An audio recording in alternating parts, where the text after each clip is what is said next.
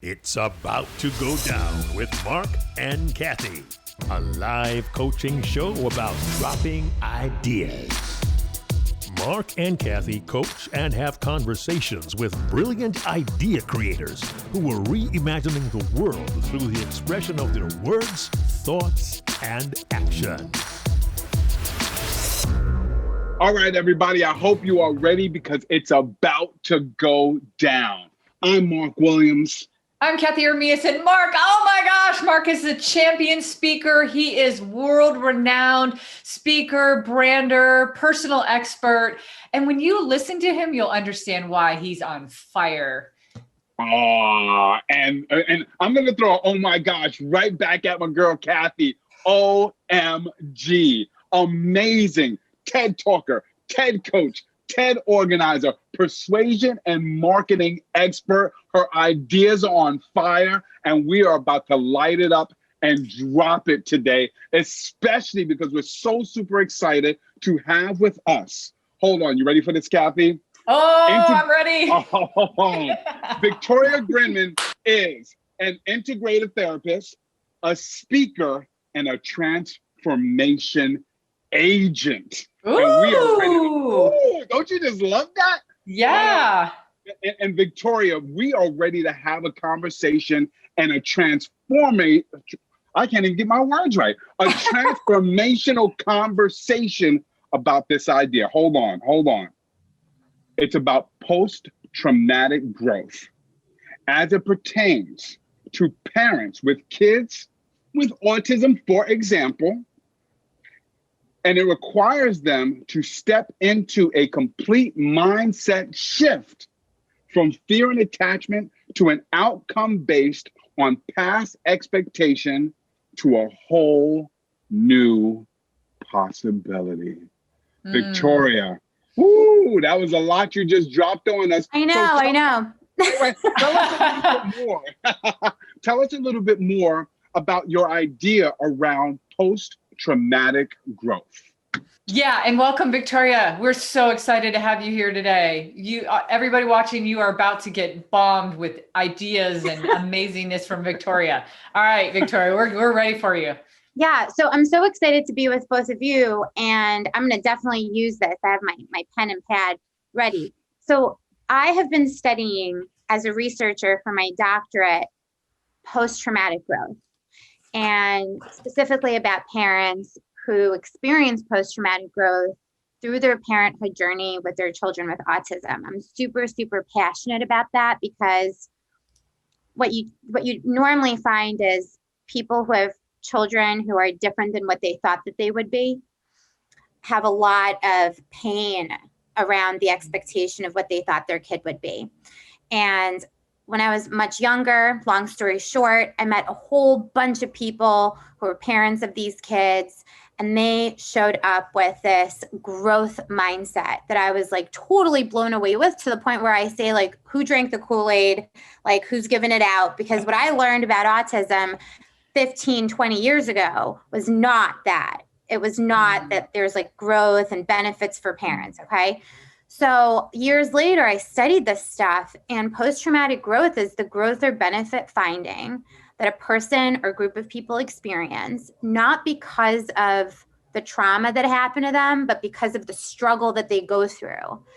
And there's a huge distinction between suffering and struggling, right? We all suffer when something happens that's unexpected, but to struggle is like an art form. To struggle means to ask about the meaning of it, to ask for help, to, really learn how to deal with whatever it is that's happened. And so I started to research this, and I completed many years of research. And I got this really cool finding about post-traumatic growth for parents of children with autism. So I'm really passionate about this idea. Some people are talking about it. Some aren't, a lot of people aren't, but I think it's important to get out there. What do you think? Oh my God, Victoria, it's, well, first of all, you know, I have, we have autism runs in my family. You and I talked about that. And, ooh, I mean, if you think about the journey of when you find out to how you deal with it, like you described so beautifully. And so my brain immediately, Marc, you know, I love looking at Marc's face, and Marc and I look at each other. We'll hear somebody say something and we're like, yeah. We see something. Your ears go, yeah. And my ears really, you know, percolated when I heard, like, I popped up when I heard you say the struggling versus the suffering. There's such a, and it's funny because when you're this close to something, Victoria, like you're so close, you're just like, everybody knows that. Nah, not everybody knows that. Like, you know that because you're in that space. But to me, so I'm going to start with that right out of the gate. I wrote down, because we take notes too, Victoria. We're always, if you ever see us looking down, we're always just taking massive notes. I think the art of the struggle is kind of the first place that I start. Okay. There's an art form in how you deal with it. And I'm sure it's part suffering. Like a good struggle probably contains suffering, but it's not the other way around. It's like the suffering doesn't own the struggle owns the suffering, kind of thing. And so that's kind of my initial thought. You know, when you talk about post-traumatic growth, even that, so to many of us, like I know in your industry, probably a lot of people talk about it. And this is always our challenge. Like, we're going to help you say it differently than colleagues and people in your industry are saying it, because we want you to say it the way Victoria would say it, not the way that everybody else would say it. And so that's what we're going to help you find. But I looked up the word really quick while we were sitting here. Just, you know, I looked up the word. You did? How did you have time to do that, Marc? Oh, yeah, I just, That's amazing. I told you. But look at this. So, like, if you just look at the word trauma, a deeply distressing or disturbing experience. That's right. So when you put the thought together of post-traumatic growth or growing through trauma, it, you know, there's so much there. And I even believe that somebody miscalculated how they put the definition of trauma, right? Because if what you're saying is the right way, like, we're going to put the struggle above the suffering, not the suffering above the struggle. I believe the way that this was written in the dictionary is they put the suffering first. Does that make sense? Yes. Like the suffering is boss, and the struggle, there's not even a talk of a struggle in here. So it's almost a redefinition of what trauma actually even is, to be honest with you. You know, with it's interesting what you're saying. We all, you know, when I talk to people about this idea of growth through struggle after trauma, even professionals in the field are offended sometimes. They're like, how can you say that something good can come out of something so horrible? Like, that's just, you know, it's almost like you're invalidating the trauma, but it's not, you know, like we talk about like the power and distinctions, right? And I think that struggle versus suffering is a powerful distinction inside of that. And also, when we think about trauma, like you had me think about this. Trauma, like everybody has a different definition of it, but for post-traumatic growth, something happens that has someone, it's so poignant that it has them completely, it breaks their expectations of whatever they thought it was supposed to be. Like that. So to me, something that's traumatic to you might be, because that's not what you expected that. Yeah. You know, so like the meaning is different. I have so many thoughts. I'm like, I'm holding back my ideas. Don't hold it back. Don't hold it back. But I want you, as you tackle this on, I want to add to what Cathey pulled out, because I also pulled out on that, the art of the struggle, or struggle is an art form. I love how you said that. But there was something you said earlier also about people who have children who they thought would be different. And what I'm hearing from your idea and being familiar with the work that you do, the struggle that you're talking about, or even the suffering that you're talking about, or even the growth that you're talking about, is not what people normally are talking about. They're talking about the struggle of the child. They're talking about the suffering of the child. They're talking about the growth of the child. But you're actually talking about the struggle, the suffering, the growth of the parent. Am I correct? Yes. Yeah. That's right. Oh. Why? Yeah, why? Why? Well, I'll tell you why. Why are we talking? Yeah. Why We're are we talking about it because when we talk about taking care of kids, you know, like that's what we care about. Kids are our the next generation is our future. We forget that kids live and are raised by people, right? And these people, most of the time, are their parents. And if the parents are not equipped with their own self-mastery for whatever reason, or if they're not aware of a different outcome, like growth versus staying in the suffering, how do you think that impacts children? How do you think that impacts treatment, you know, that we provide? How do you think that impacts how we relate to the kids? How does that impact what we think is possible for our kids? So if we take care of parents, we're taking care of the child. And that's why that's important. We forget about parents and how important it is to support them. This is why it's so important. Because the parenthood journey is so inextricably tied and like woven into the experience and outcomes of kiddos, especially kids who oftentimes, if we're talking about like autism, where it's like on the other side of the spectrum of extreme, some of these kids look like they can't communicate, but they understand. Yeah. You know, and it really does impact them. And people don't get that. People really do have a very skewed view of what autism is and isn't. And it's not just autism. I mean, it's any difference in ability or life perspective. Yeah. Like what's interesting is what I found in my research, and it's kind of cool, is a new parenting style. And I call it collaborative parenting. And what we found was that parents who went through this post-traumatic growth outcome and journey throughout their parenthood journey actually started to join their child and collaborate with their child in a way that parents normally don't, because it's like they surrender to the fact that I got to get into my kids' world instead of trying to pull them into mine. And how they did that was so cool. And I called it collaborative parenting style. And actually, it's very much tied to a very limited body of research, which is trauma-informed parenting. So it's very cool stuff. And I just think if we got parents into, you know, more and more people are becoming interested in it because they're like, oh, there's another way. There's another way to approach my journey of raising a kid where I don't even know what the hell is going to go on with this kid. You know, I don't know what's going on. I don't know what to do. Nobody gave me a manual. The family down the street has a kid with autism, but their kid with autism is so different than mine. So there's like so much ambiguity and loneliness and isolation.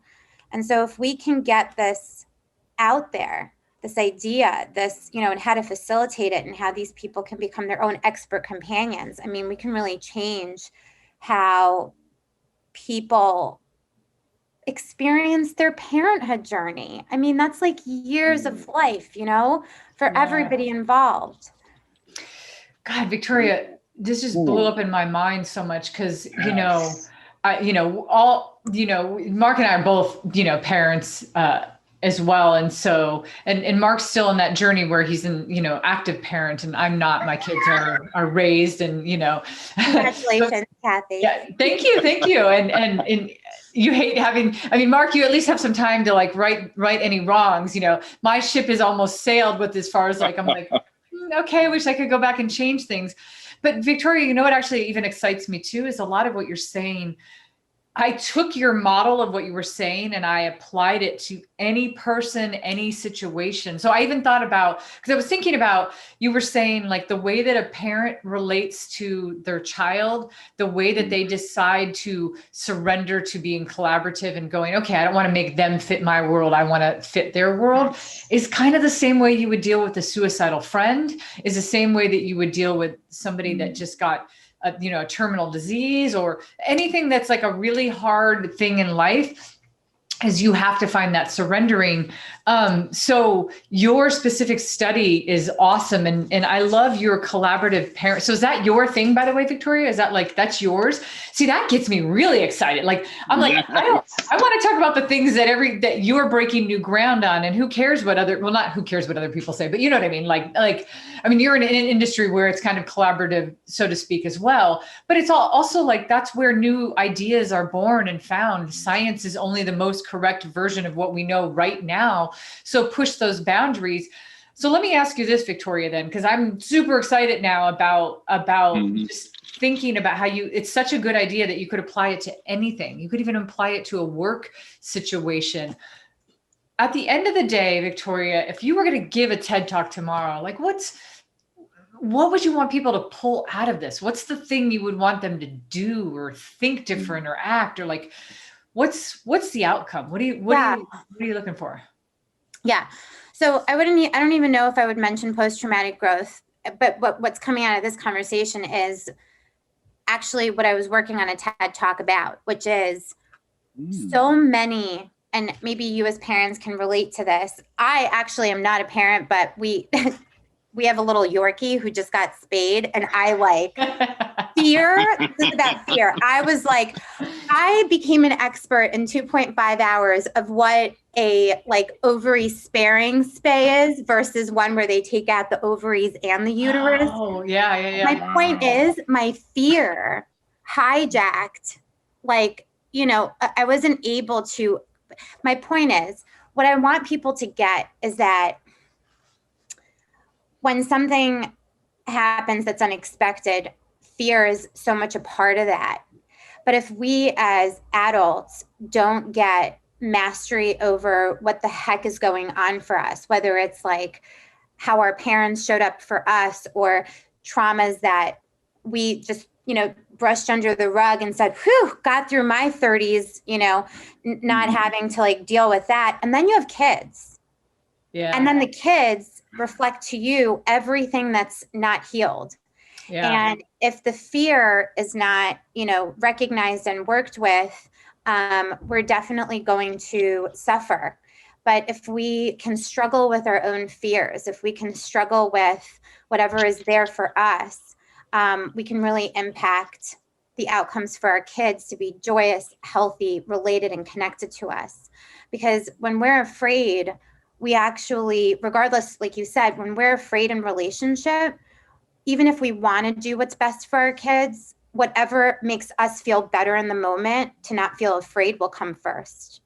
And even when you're talking to a friend who's suicidal, they might be telling you something that they need to be seen, heard, and understood and felt.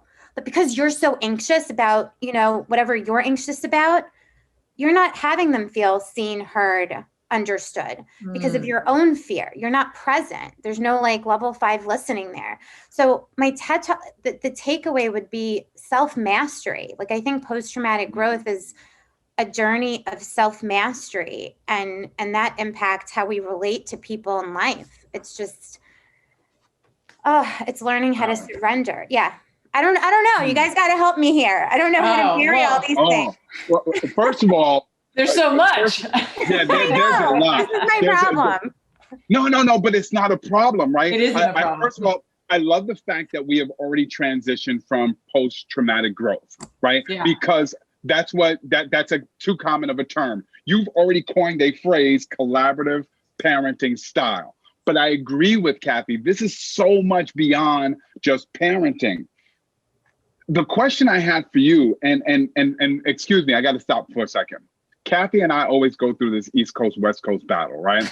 And right now, West Coast is the best coast. Oh, you better stop. Victoria's like, oh, you're gonna have another enemy here on me. Oh no, it's East Coast, West Coast love, right? But I'm thinking of KRS-One was a huge East Coast hip hop, right, artist, and he wrote this song. I'm thinking of it, "Step Into My World," right? And this is what I'm hearing from you: step into their world. And I'm wondering, how do you master the art of your own struggle so that you can step into someone else's world? How can you? Well, I love that. how can you not though? Like, what is empathy? She threw it back. You saw the way she I am throwing it back. I love that. What, She's Mark? like, wait, how can you not? How can you not? I'm going to tell you what. Do you know that I don't want to get neuroscience-y on you guys, but there's a thing called interoception. It's one of the, it's like proprioception site. It's what tells us what we feel inside ourselves. Do you know that people that have gone through trauma impact their interoception, their ability to feel inside their skin, the ability to feel their gut feelings or their heart beating or how they feel is totally impacted. Now, how can we expect someone who's traumatized or can't feel their own stuff to feel somebody else's? In fact, when interoceptive pathways are like impacted, empathy is impacted. This is neuroscience. This isn't me. So this goes into curriculum for kiddos. When I was in a school setting for 12 years, do you know what we used to do in social emotional curriculum? Volunteering, community, which is awesome, but not before you teach kids to connect over here first. So social emotional learning always has to start here first before you can step into anybody else's world. Whoa, hold up, stop, wait a minute. I just thought of all of the educators. Just because, you talked about schools, right? And clearly I have an educator background, right? And I think about all the talk about social emotional development in schools to help kids. But what I just heard you say is the best way to provide social emotional development and learning for children is if the staff and the teachers and the educators went through that first. Mark, yes. Thank you. Mark, winner, chicken dinner. Like exactly. And guess who's teaching those things are people who have never gone. My friends are going to hate this when they see this live, but most of my friends who are therapists have never been through their own self-mastery journey, whether that be coach, therapist, having their own experience. How can you support others in the journey? That's just my personal opinion. People can disagree with me, but you got to go through that you got to go, and you can mentor, someone who, has gone through something that you haven't gone through, but you've got to master yourself before you try to help anyone master anything about them. What? Yeah. Oh my gosh. I'm with you 1,000,000%, Victoria. I like to geek out about, I don't have the actual, accolades that you do, but I would say I'm the psychiatrist without the degree. And, I geek out and love, I love all this stuff. When you said when you're saying, all these words, I'm like, what? I want a new term. I love this. What I pulled out of it too, but Marc also knows the coach piece of me is like, I always want to make a concept. And I think Victoria, because you're treading new ground in your field of work and how much energy and love and passion you put behind these thoughts. And I was so impressed when I heard about your educational journey. I mean, it's impressive. And so like you are stepping into your work and I think you are in the 100% right. Who cares about the people watching? Like watch Victoria, and Victoria's doing it right. Victoria's not just saying something. Victoria, you're doing it right. You're exploring, you're going to test, you're going to do all the things that you need to do in your field, but you're not afraid to step into new territory. And I love that. So here's the concept I'm thinking for you. Okay. I'm like, Mark's like, Victoria's like, okay, God, I hope I didn't do too much of a setup on that. I think that what you're talking about, because again, when I take the bigger picture and I think about the legacy of Victoria at some point too, like what did Victoria bring to this world 20, 30, 40, 50 years from now? You're talking about, and I think self-mastery is the piece to it, but I think you're talking about collaborative relations or collaborative relationships. Like, because it's just in general, when you're talking to parents, it could definitely be the collaborative parenting, but I think you should open that thought up and really think about, and you can use your area of study as the biggest area of to back this up. But there's so many easy examples where you're saying that if you don't collaborate, and I can see it clearly, like my brain can play out that scenario where somebody's suicidal. And I've dealt with this personally, and you're so worried about you're worried about them, but you're also worried about you worrying about them. So there's this weird experience of like, you're worried. Ultimately, of course, you're worried about them doing something, but you're so anxious about it that you can't give them what they need, which is just, like you said, to be seen, to be felt, to be heard, to be listened to. And so you're just, because you're so caught up in like, oh my God, what would life be without them? This would be tragic. Oh my God, their family. What about their friend? Like, and you're not mastering that moment to be relational. You can't be collaborative in that moment. You have to step up and collaborate with them relationally. So it's like, to me, I think it's a collaborative relationing. I don't know. I could see the psychological term end up being collaborative relationing or something, that sounds very clinical, but I think, I don't know. What do you guys think? Well, first of all, I like the collaborative relationship style. Just to kind of go on with, the collaborative parenting style. So again, I like how you really branched it out, because I think that this is applicable to so many people, because we do in our relationships tend to see everything from our perspective, right? Even as a parent, how come you don't get it? I got it. This is the way that I was raised. I tell somebody I'm working with, how come you don't get it? This is the way I do it. And we're so busy looking at the world through our own eyes when, according to Dr. Victoria, we haven't even figured out our own stuff. Soon to be, right? We have not even figured out our own mess yet. So, I like the idea of the collaborative relationship style. What do you think, Victoria? Yeah, well, I love it. Obviously, I love it.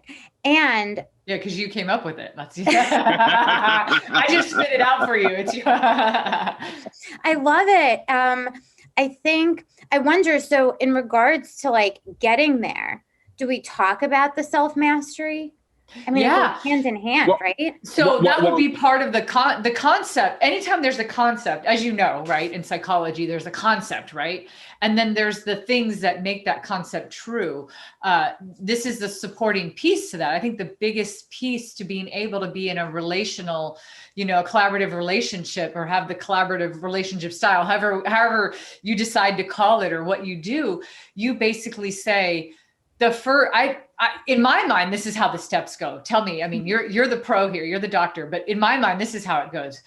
I think step number one is being aware of what's needed.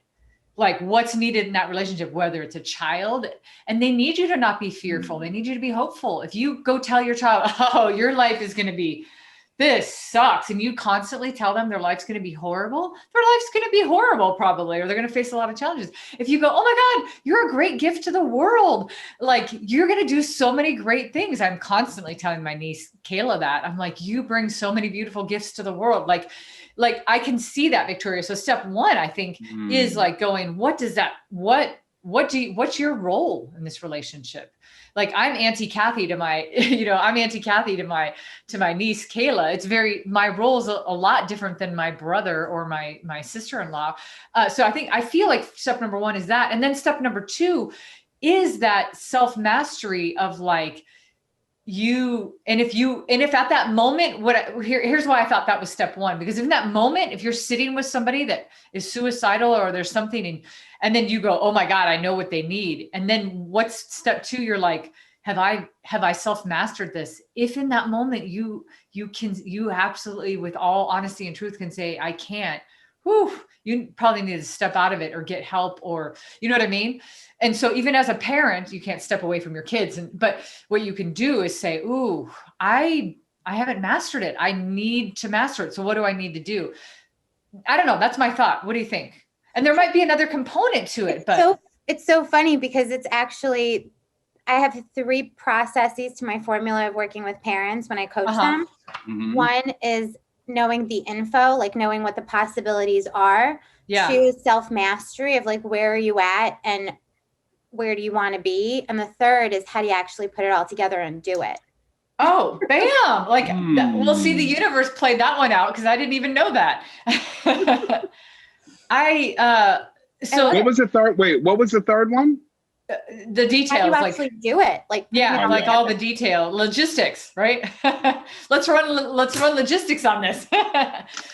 So Victoria, then what do you think? Awesome. Because then what do you think about, so then if that's already the process that you do, why don't we try to clone that? Why don't we try to do that for a moment?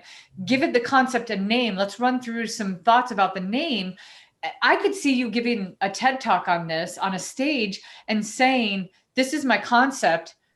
I personally use it in this space in my work. oh my God, I just came up with something as you're talking. Let her talk. Go ahead. Yeah, go ahead. Go ahead. I got a question for you, but go ahead. I'm so sorry, Kathy. I didn't mean to interject. No, go. Actually, didn't interject. I interrupted.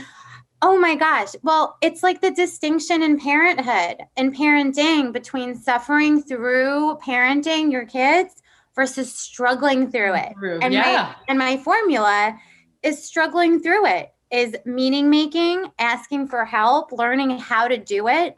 And it really gives the message that it doesn't come naturally. There is no blueprint. You have to figure it out on your own through this formula. That's number 3, right? Yeah. That's actually number 3. So yeah, I love that. And I wrote down, I love that. It's like, it's suffering through, not struggling through. I love that. Again, struggle has a word. I didn't look it up, but while you talk, Mark, I'm gonna look up the word struggle, see what we come up with here. Please look that one up, because that's one of my favorite words. And Victoria, I'm loving it even more through this conversation.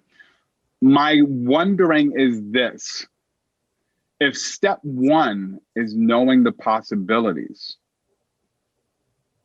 how do I know the possibilities? Like, how do you take me through the process of understanding my mess and my struggles first? Because I'm not sure if I can understand what the possibilities are if you were talking about how I need to understand who I am first. How do I get there? Well, I don't know about that. Let's look at that, right? Because if someone's coming to me and they're having issues and challenges, they know that they're in a place that they would rather be in another place. So what's missing? What would be like the perfect best case scenario? Well, the best case scenario would be this. Okay, well, what's missing where you're at? Like a sense of what? It's like very landmark, or personal development terminology. What's a sense of what is missing right now, and how can we get there? So I think that people actually, without seeing hope for a different kind of possibility, actually have a harder time buying into self-mastery. Because if you don't see that there's possibility for anything different, what's the point of going through all of this struggle? But you know what? Many people go through the struggle without seeing what's possible on the other end too. So you're right. I don't know. Is it a little bit of like, this is one thing I thought of, I was married for 16 years and I was married to a Spaniard, and in my life, I thought, like, as I thought about my life and how it would be when I got older, like I had this whole trajectory of how I thought things were going to go. And when we were getting divorced, and it was like it was the most amicable it could be at that moment. And now it's great. Like we have a great friendship and stuff, but it was really hard. But I remember specifically a spotlight being on the fact that, it was like the death of a dream. It was like divorce. You were divorcing a dream as well, not just a person. And so in the scenario where like maybe somebody becomes paralyzed, or maybe there's something that they thought would happen. And so it's like how it's being settled with plan B, like, awesome. What do we do now? Like, what's the new plan? And funny enough, this is why we always see the growth stories of people that have had traumatic things happen to them. And then they do 20 times better on the other side. It's because they gave up the old dream, right? And they went full in, double down on the new dream that they created. But you're saying when somebody struggles, and wait till you hear the definition of this word, it's horrible. It's to make forceful or violent efforts to get free of restraint or constriction. Holy cow. So funny that you see that as horrible. I see that as liberating. Well, I agree. I agree with you on that. But I think if I look up, you know, It's like birth. Yeah. Not that I've ever given birth, but you have. No. But you're right. I mean, no, I think you're right. Let's see suffering. Let's do that. The state of undergoing pain, distress, or hardship. It's weird. It's almost like they have it. It's almost like, again, I think it's almost like somebody decided to write out, you know, these definitions, and it's not, and you're basically saying it's kind of backwards, right? Right. A little bit. Oops, sorry. Because it sounds horrible, but I agree with you. The thing is we have to be willing to step into that space and find a new outcome, right? Is it like, Marc, like when, I know you're not a math teacher, you're more of an English teacher than a math teacher, right? But I'm going to throw math at you for a second. You know, there's this whole fight about the new math and then, you know, how you can do math. And then some people are really against it and some people are really for it. Yes. But at the end of the day, you're still trying to get to the end of the problem, right? You're trying to get to the end goal. You're trying to reach something. You're trying to attain the information you needed. Isn't it the same thing, Victoria? It's like you have this situation. Now somebody tells you that your child is suffering from autism or something else that you now have to accept and you have to master and you have to get through. In your mind, when you had a baby, you thought the equation was going to be 1 + 1 = 2. Now you're like, oh my God, I have to reevaluate and stuff. So it's accepting that and then mastering it and finding the logistics to the new math. I guess. And the finding of the logistics is what the struggle is, because suffering, even as you read that definition of suffering, it's like being in pain. Yeah, undergoing distress, pain, and hardship. Versus when I think about struggle, even how you read it, even though it was so like piercing, the vision I get is like really like it's violent. It said it was violent, and and sometimes it is violent when we struggle. So here's the thing, and this is why I wanted to bring it back to that, because one of the things that you started off with was the art of the struggle. And when I heard you talk about the 3 steps, knowing the possibilities, figuring out where you want to be, figuring out how you're going to do it. For me, the only piece that I'm not hearing that I think is missing, it's not missing, but it hasn't been brought back in, is understanding why you're struggling. Because I'm even thinking about, Cathey, and I'm going to use your math example, right? And this is nothing close to raising a child with autism. There's nothing close to dealing with a friend who might be going through suicidal tendencies. But I'm thinking about this new math thing. And I can't figure out why my child won't just do this math and get it right.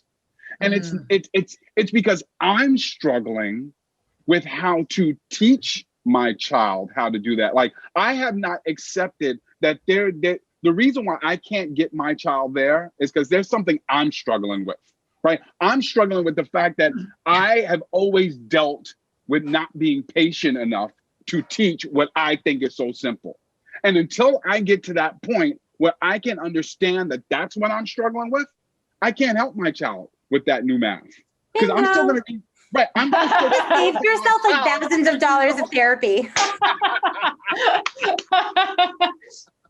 So with that said, I think the first step is knowing why you are struggling or understanding your own struggle.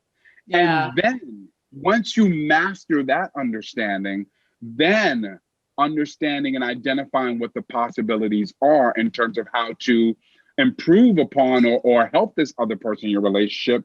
And now we can start to figure out where do we want to go and how do we get there. So I think it's a 4-part piece. Marc, I don't think so. I still think it's a 3-part piece. Here's what I heard you say though. Listen to this.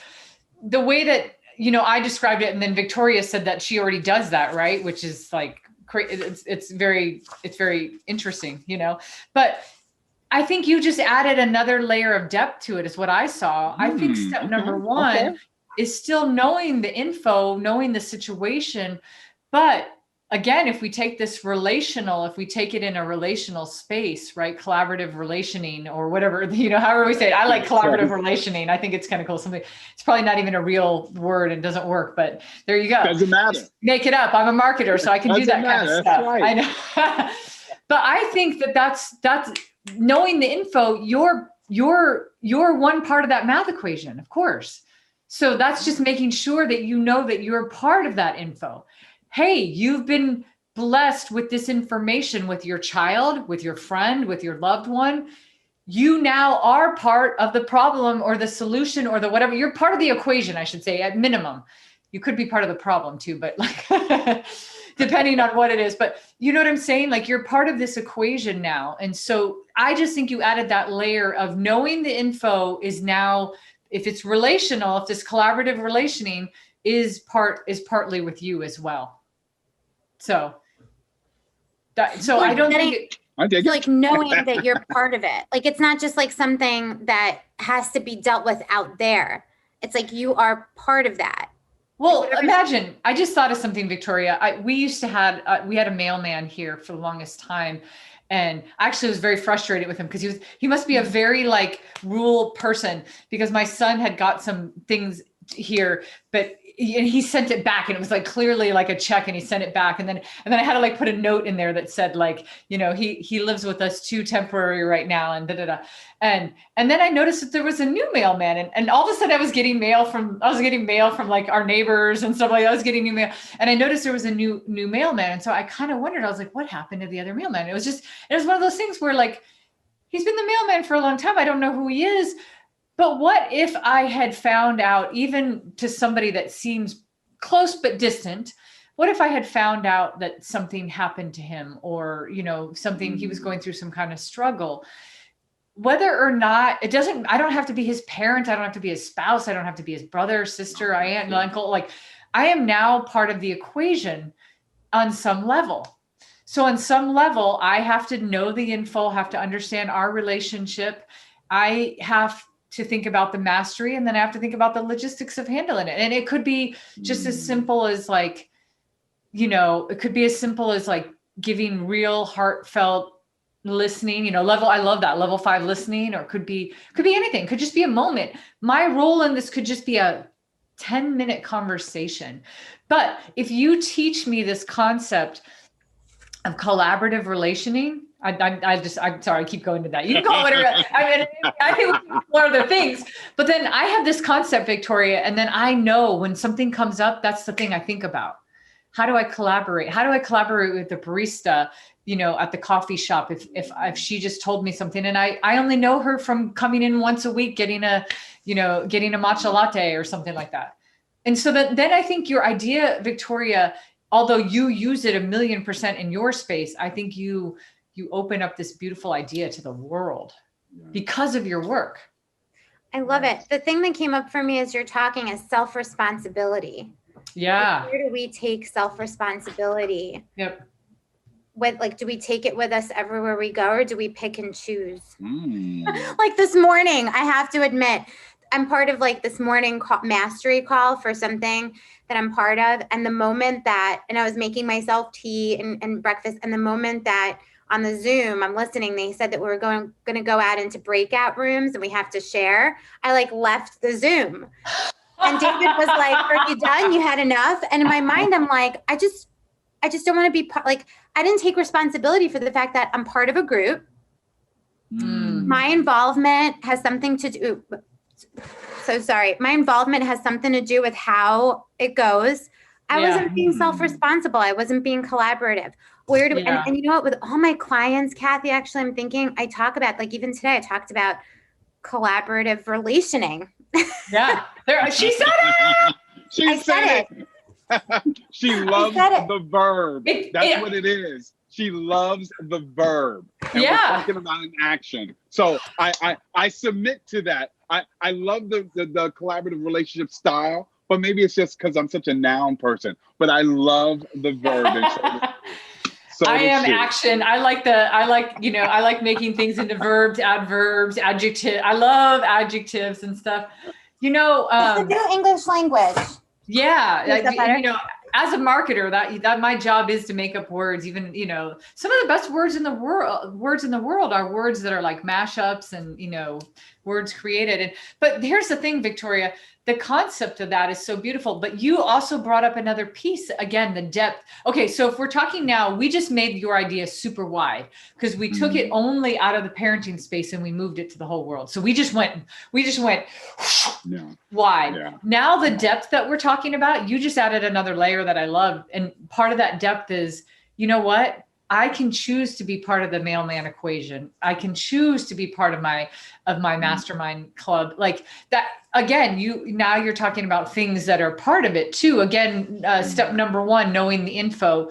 What role am I in here? And do I want to play it? I guess like there's even parents that walk away from children who end up having problems and they don't want to deal with it. Like as sad as that is, that there's a reality of people accepting the part in the equation or not. I love it just because there's a distinction between deciding that you're going to be a parent versus choosing your role, right? Yeah. Like you can go through parenting with like a gun to your head the whole time, like totally.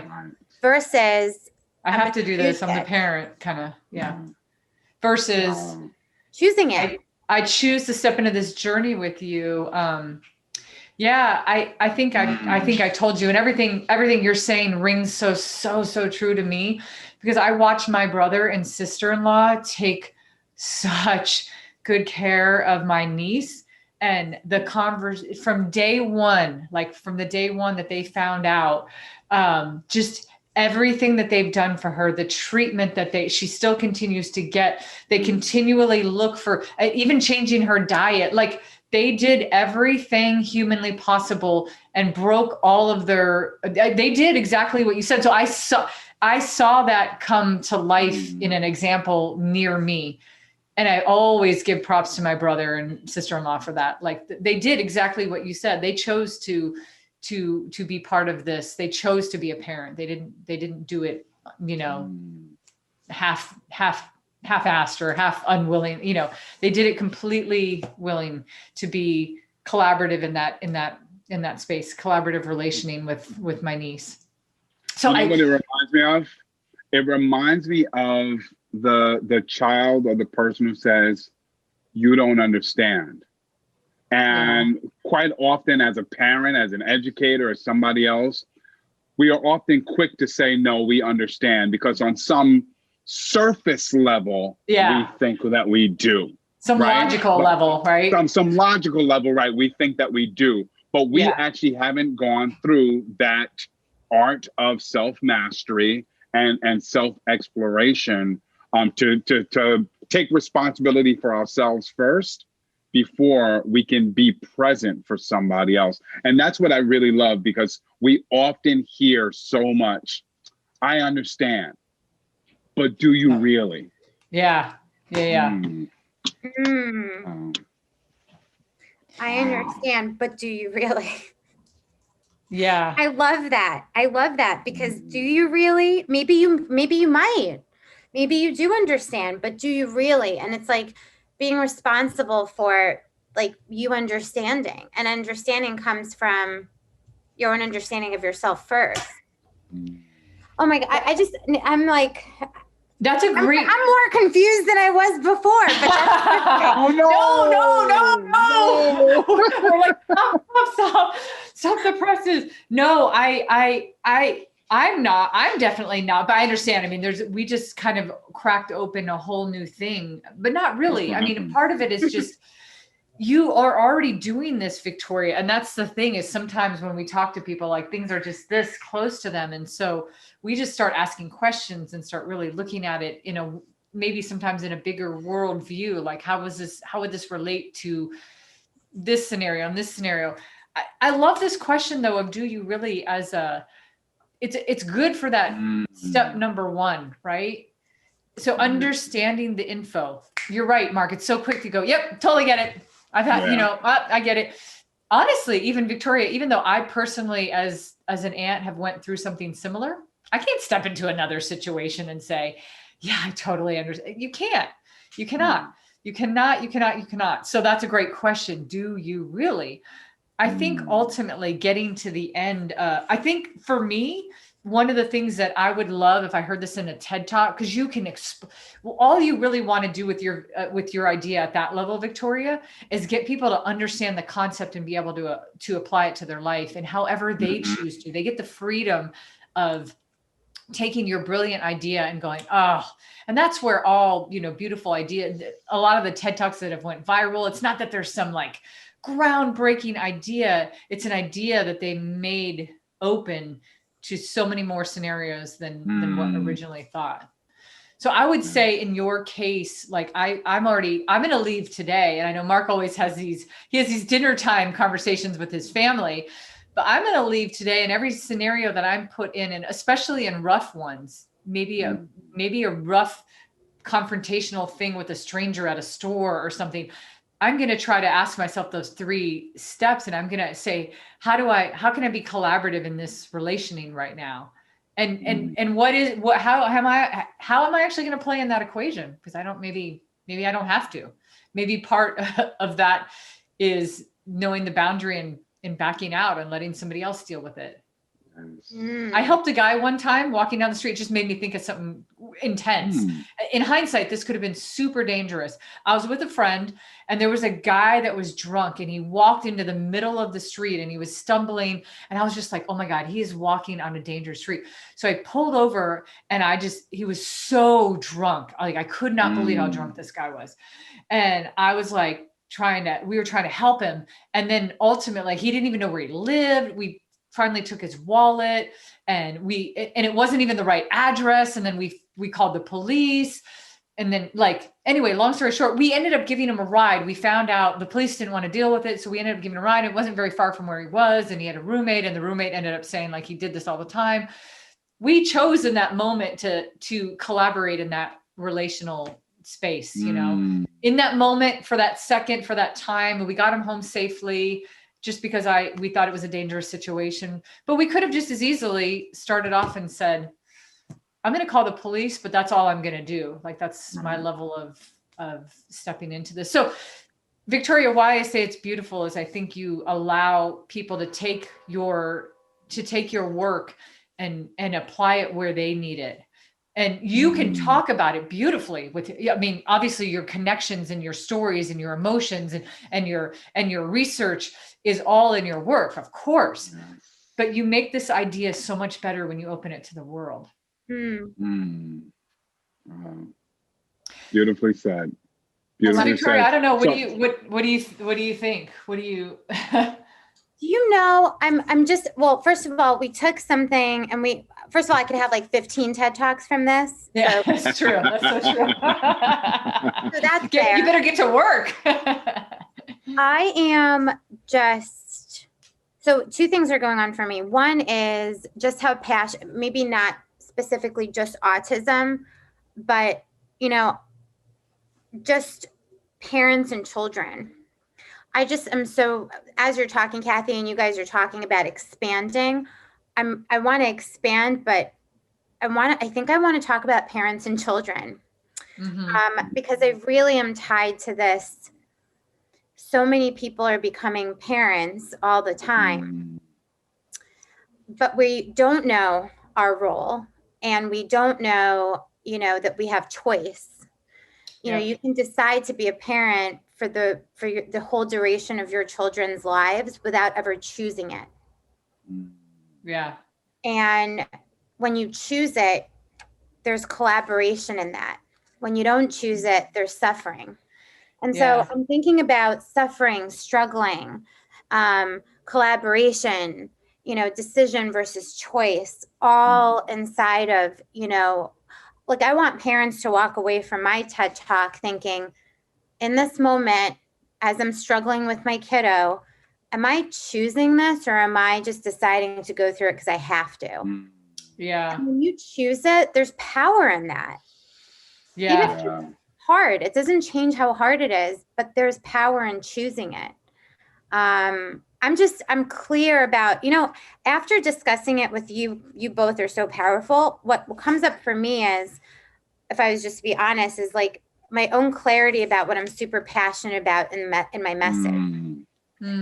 being able to really dedicate time with two amazing human beings who are like struggling through this with me to come up with my idea, I'm like so present to what's really there for me about my passion and what I would like to like give out into the, it's just, I love That's that, amazing. Victoria. That's amazing. And by the way, Victoria, it may just be one TED Talk, but ultimately it's one huge program. And it's one huge program that can really start with your primary passion, which is talking to parents.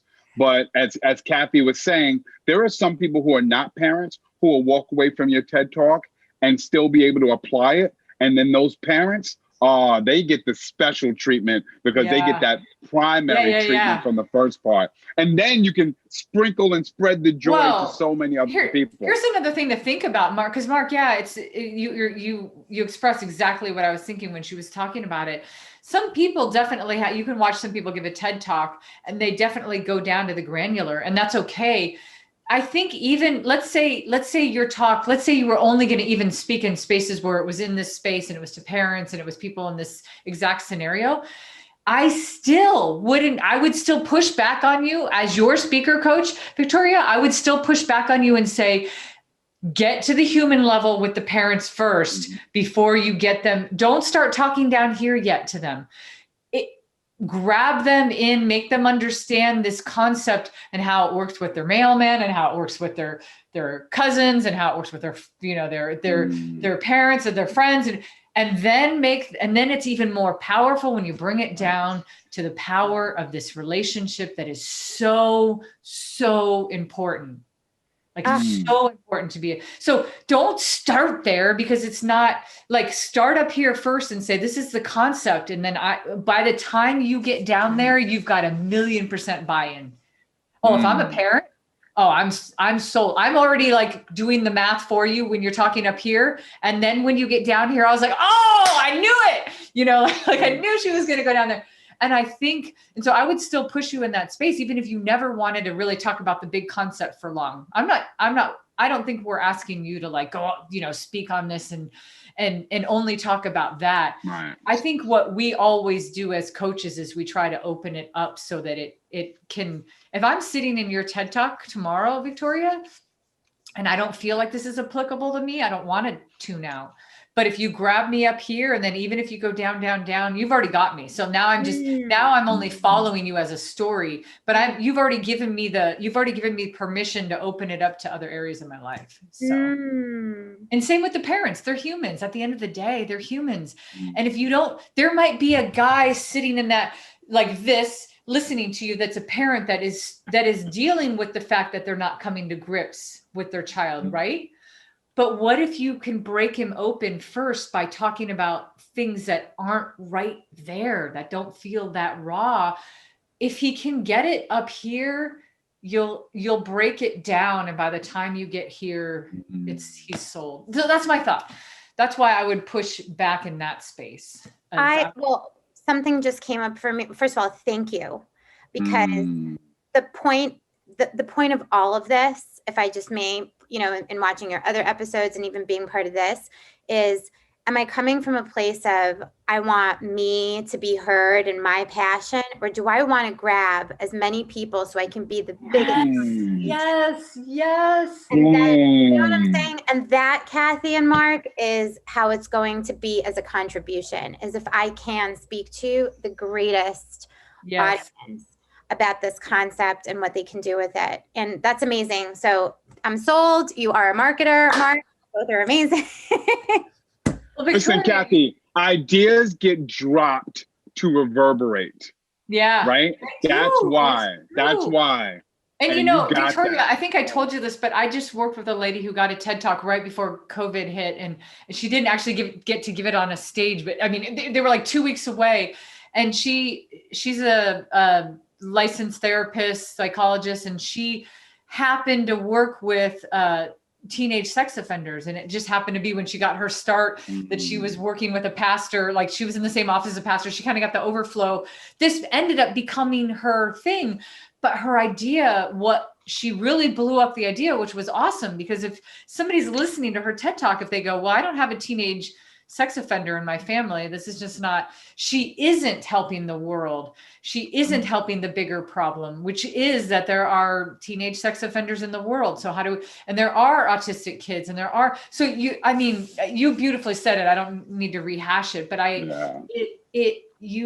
and that is the beauty of Victoria being in the world, is that you spend your time caring so much about your work that if you can get people to buy into it quicker and more emotionally and deeper, and then you grab a whole bunch of other people along the way, that's not bad. That's not bad at all. No, not bad at all. Like, if you can get, do you know other people to care. You know what this is collaborative relationing. Right here, what you both That's true. Interdisciplinary collaboration to have something be a contribution out there in the world. You know? Wait, are you going to bill us? Does that mean you're billing us? Wait, Cathey, did we just get coached? I think so. I think that's how good she is. She made us believe we were doing a coaching session with her. And then at the very end, she said, but by the way, just so you know, I just made y'all do, collaborative relations. Just so you know. Like, I just want you to know that just happened. This is what it looks like. No, you're right though, Victoria. No, all kidding aside, I agree with you. And that makes me think different. And so you've already changed me as a human being in this time that we've spent, because now Indeed. I'm not going to think about anything the same way again. I'm not. And that's very different than how your idea for me started, because I thought it was about trauma and about parents. And I was like, oh, I can understand. Maybe, I can kind of relate to that a little bit, but do I really get what you're saying? I didn't. Not felt so that. I actually felt that. I felt that when I talk to someone who really gets it, like we're in the silo and we really get it. Yeah. Mm-hmm.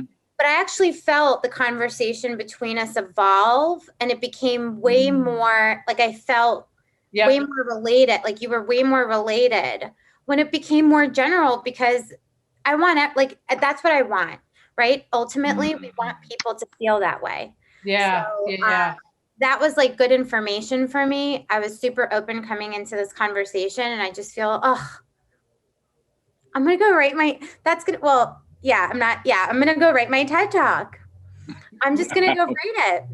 I love that, Victoria. And I definitely think you should noodle on that name. And if you love it, that's awesome. But I mean, do you want to bill me if I do? Do you want No. See, that's the thing. This is our gift to you, is anything that we say came from this beautiful conversation. You've enriched our lives, in anything that we say. We're like, how honored we'd be if we see you out there, like talking to the world about that. And we know that it came, part of where it started was a conversation here. Oh, are you kidding me? That'd be great. So great.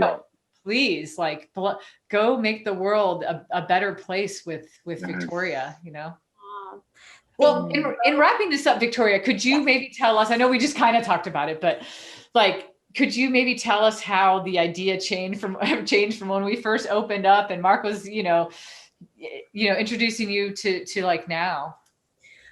Yeah. I really got that I don't have to. Two things. One is what I just said was, two things.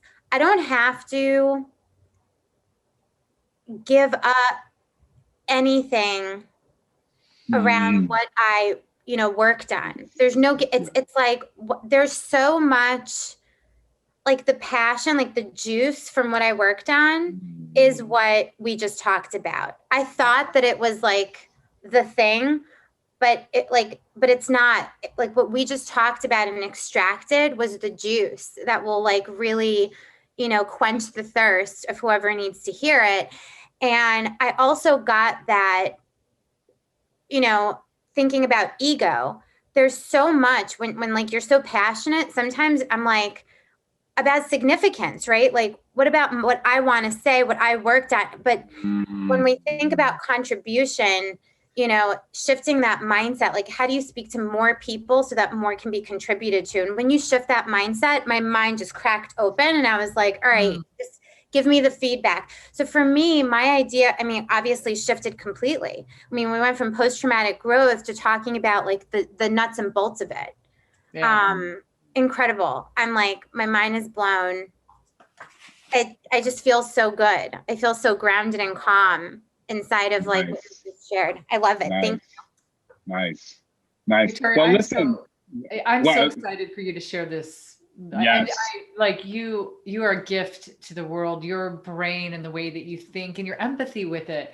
You're not just a clinical thinker. And we, Marc and I really, when we got off when we had the kind of call with you and talked to you, we were like, oh my God.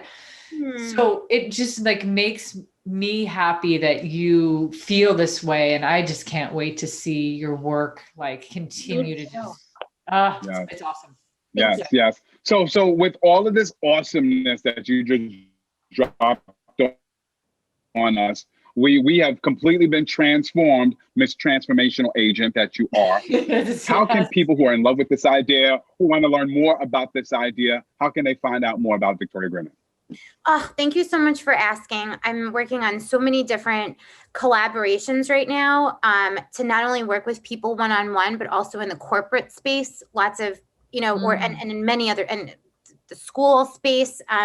So people can reach me through email, victoria.growingkindminds@gmail.com. My website, www.growingkindminds.com. And I'm all over social media. So you can look up my name, Victoria Grinman, or Growing Kind Minds. And that's it. And I get back to people really fast. I have really good time integrity. So, but I want to hear from anyone who's interested in this. I would love to collaborate. I would love to collaborate. I'd love to have a collaborative relation with you. It's my invitation. And honestly, if anyone reaches out to me with a hope to get more information for themselves about their own, like I will give a complimentary session or coaching call to anybody who reaches out and mentions. Please do it. If you're watching and Victoria, touched you in any way, shape, or form, and there's something that really hit your heart, especially if you're a parent, that's in this space that she's talking about. You need her brain, you need her empathy, you need this idea. So please reach out to her. Victoria, thank you. And to anybody watching, if you want to be on our show and go through this, collaborative relationing and with us, or now we're going to have to credit Victoria for it. We're going to have to say that you can reach us at marcandcathey@gmail. You have to get the C, you have to get the E. If you do, you'll reach us, marcandcathey@gmail. And Victoria, thank you for being here with us and for, bringing it down to a level that I think is going to be awesome for the whole world. Thank you. Thank you both.